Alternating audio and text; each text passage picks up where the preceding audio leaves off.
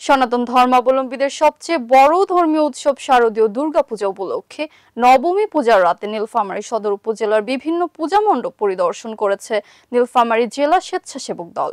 বুধবার রাত ৯টার দিকে জেলা স্বেচ্ছাসেবক দলের যুগ্ম আহ্বায়ক তাজুল ইসলামের নেতৃত্বে মণ্ডপগুলোতে গিয়ে শুভেচ্ছা বিনিময় করেন। ওমর ফারুকের তথ্যচিত্রে বিস্তারিত। সনাতন ধর্মাবলম্বীদের সবচেয়ে বড় ধর্মীয় উৎসব শারদীয় দুর্গাপূজা উপলক্ষে নবমী পূজার রাতে নীলফামারী সদর উপজেলার বিভিন্ন পূজা মণ্ডপ পরিদর্শন করেছে নীলফামারী জেলা স্বেচ্ছাসেবক দল। বুধবার ১ অক্টোবর রাত ৯টার দিকে জেলা স্বেচ্ছাসেবক দলের যুগ্ম আহ্বায়ক তাজুল ইসলামের নেতৃত্বে মণ্ডপগুলোতে গিয়ে শুভেচ্ছা বিনিময় করেন। এ সময় উপস্থিত ছিলেন পঞ্চপুকুর ইউনিয়ন স্বেচ্ছাসেবক দলের সভাপতি মমিনুর রহমান, সাধারণ সম্পাদক আশরাফুল ইসলাম সহ জেলা, উপজেলা ও ইউনিয়ন পর্যায়ের নেতাকর্মীরা।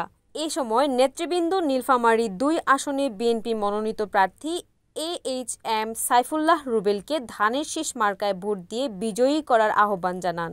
পূজা মণ্ডপ পরিদর্শন শেষে স্বেচ্ছাসেবক দলের নেতারা পূজা উদযাপন কমিটির সঙ্গে কুশল বিনিময় করেন এবং শান্তিপূর্ণভাবে উৎসব সম্পন্ন হওয়ার জন্য সবার প্রতি শুভকামনা জানান। জানেন সদর উপজেলায় একজন প্রার্থী আছে সাইফুল্লাহ রুবেল ভাই, তিনি ভালো মানুষ, তিনি হাজি মানুষ এবং তিনি ঠিকাদারি ব্যবসা করে, তিনি গার্মেন্টস সেক্টরের সাথে জড়িত। তার কোনো অন্যায়, অত্যাচার, জুলুম বা সে মানুষের উপর কোনো ক্ষতি করছে তার কোনো দিক নাই।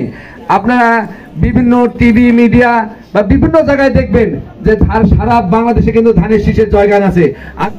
আসলে আমরা আসছি আপনাদের এই উদযাপনটাকে উদযাপিত করার জন্য। আমি কাকিদেরকে বলতে চাই, আমাদের মার্কা হলো ধানের শীষ। এই ধানের শীষে আপনারা ভোট দিবেন। আপনার, আমার পরিবার, আপনার পরিবার, এই গোটা বাংলাদেশের মানুষ যাতে নিরাপদে থাকতে পারে, এই নিয়ে আমরা ভোট দেব ধানের শীষে।